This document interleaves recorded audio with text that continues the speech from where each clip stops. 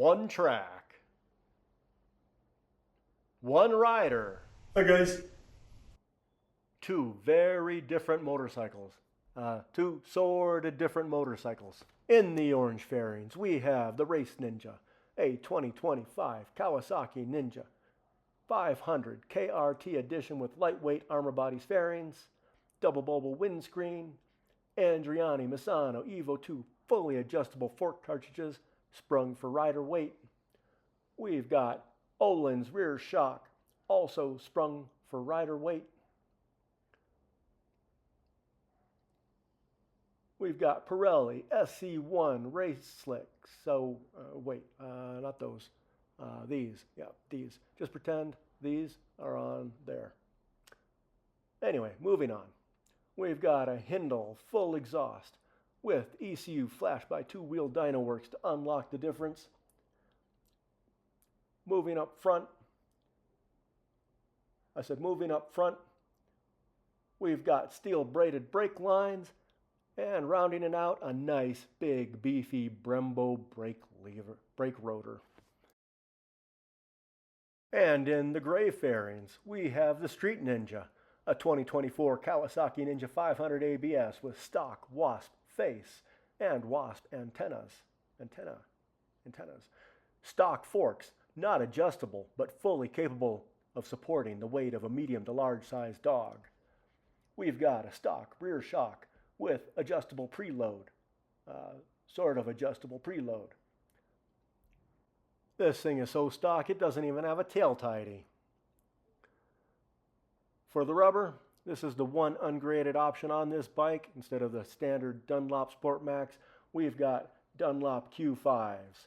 They've got one track day and about 2,000 street miles on them, in decent shape, but not fresh. These are street tires. Now, the Coupe de Gracie. The stock muffler. That's right, I said muffler. This monster weighs in at 20 pounds and sounds like a kitten sleeping in a sunbeam. Just listen to this sweet baby roar.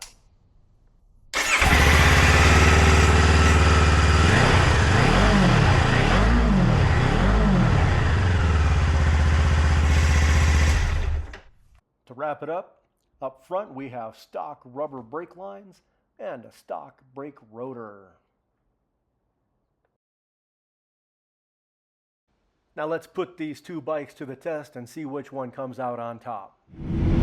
Bikes are coming off the line, side by side, going down the straight. Looks like the Race Ninja is picking up a little more speed and starting to gap the Street Ninja. And yes, sure enough, it looks like Race Ninja is going to get the whole shot into turn one.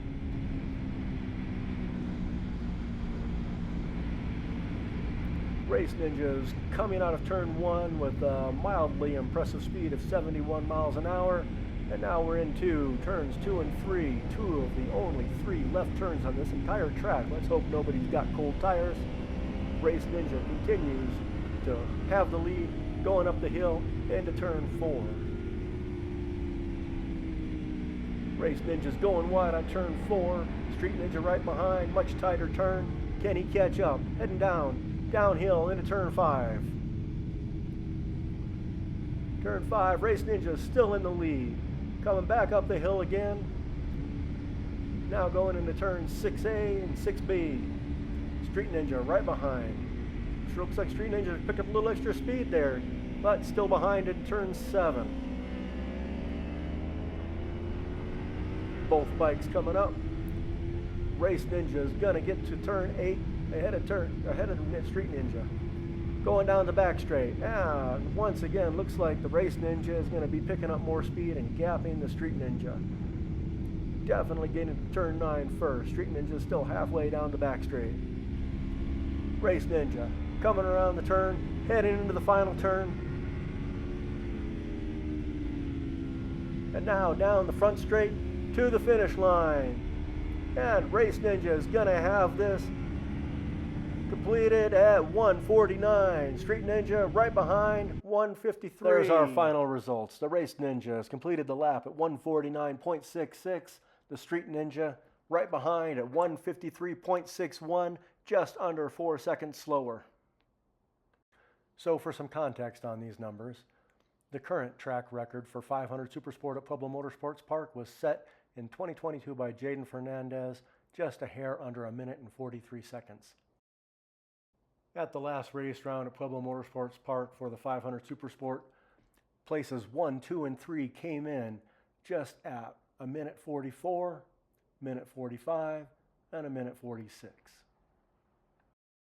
The Street Ninja came in about 4 seconds slower than my Race Ninja, about 9 seconds slower than the best lap time of the winner of the last race round, and just over 10 seconds slower than the track record.